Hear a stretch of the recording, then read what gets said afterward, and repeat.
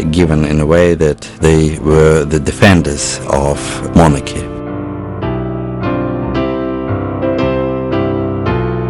And again, there's an interesting fact which demonstrates, probably characterize the directors of this documentary.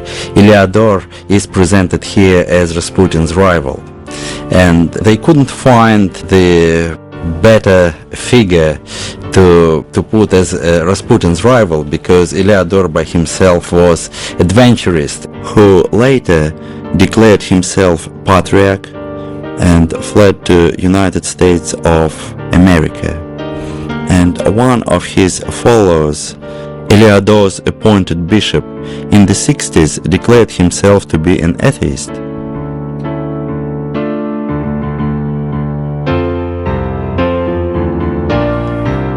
Now there is a newspaper which is a symbol of this Black 100 and the symbol of all conservative dark forces loyal to monarchy. This newspaper is called Russian Banner. And now we can see all these people in front of Nicholas II, the first nobleman and the emperor. And this is his signature, Nikolai, in Russian.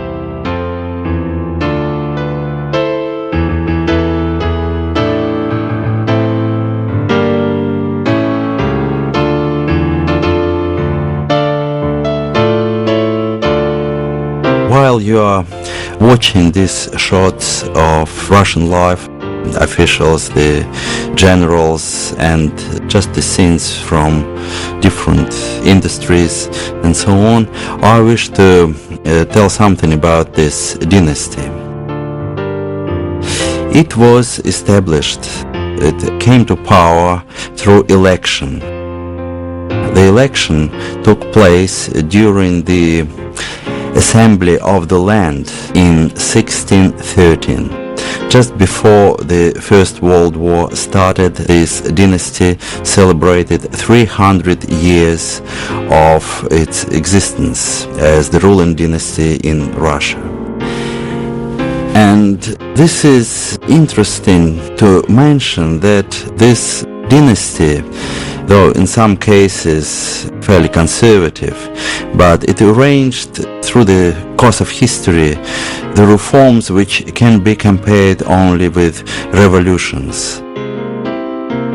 The most outstanding representatives of this dynasty were Emperor Peter the Great, the first emperor in Russia, who founded St. Petersburg, a new Russian capital, and who changed the whole life in Russia, and especially he changed the life of the church because he abolished patriarchy and instead it was ruled by the representative of Tsar.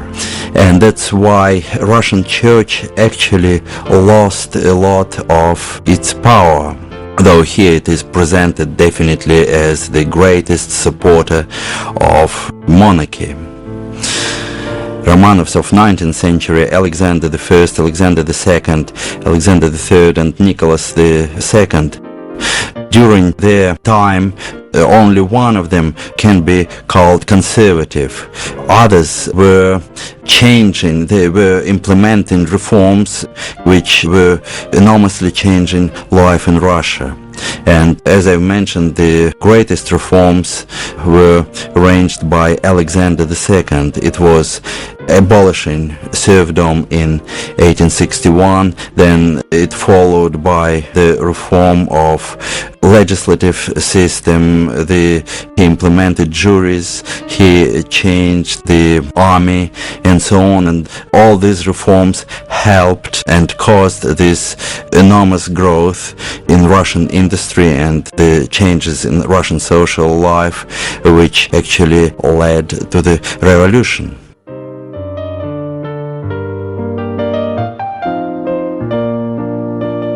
Disregard all these reforms arranged by Russian autocrats or Russian emperors. Intelligentsia blamed them for being conservatives and so on.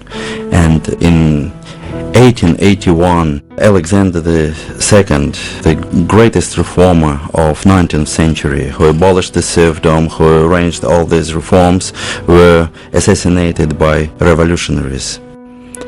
Alexander, Lenin's older brother, was executed for conspiring in the attempted assassination of Tsar Alexander III in 1887. When you watch this movie a bit later, you'll see the prison as the symbol of the Russian autocrat power, the power of Tsar.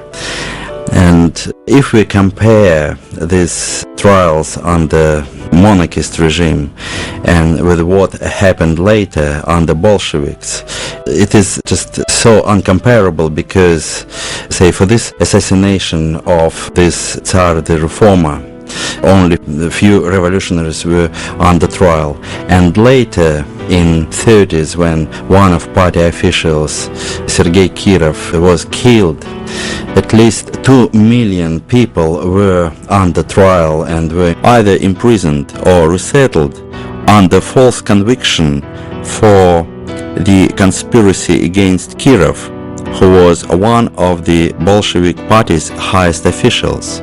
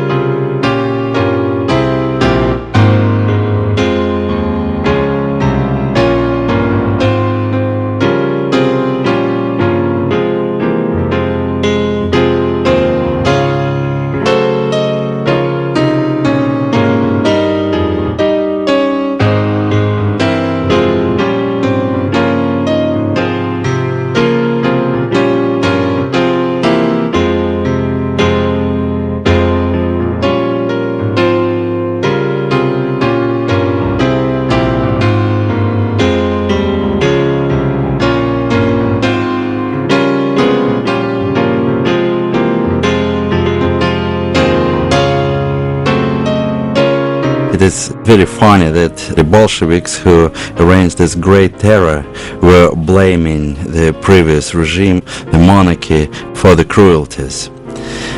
And by the way, these carriages which were built for this great resettlement of peasants from central parts of Russia to Siberia were later used for the so-called enemies of people by Bolsheviks. And this presentation is understandable if we take into account the myth I was talking about in this introduction. Bolsheviks were trying to prove that the regime was much better for people rather than monarchy. And one more fact I wish to mention about the life of the workers.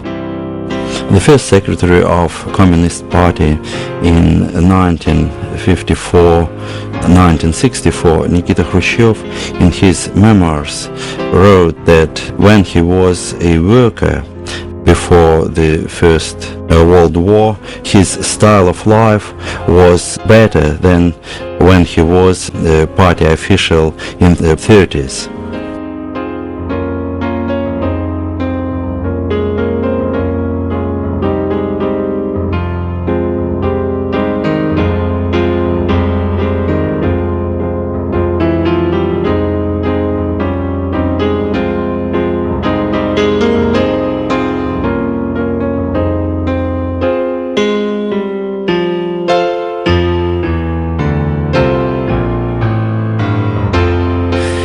And now we are watching this great event, the celebration of 300 years of Romanov dynasty.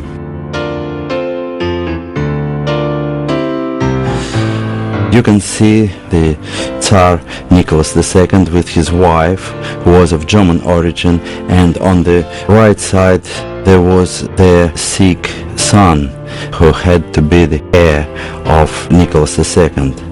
This boy, Alexei, was hemophilic, and that's why he couldn't walk by himself, and he appears in this shot and a bit later just on the hands of another person. The fortune of this Tsar was pretty bad from the very beginning. When he became Emperor of Russia in 1894, there was a great tragedy during the celebration of this event, and there was a crowd which was given some gifts, and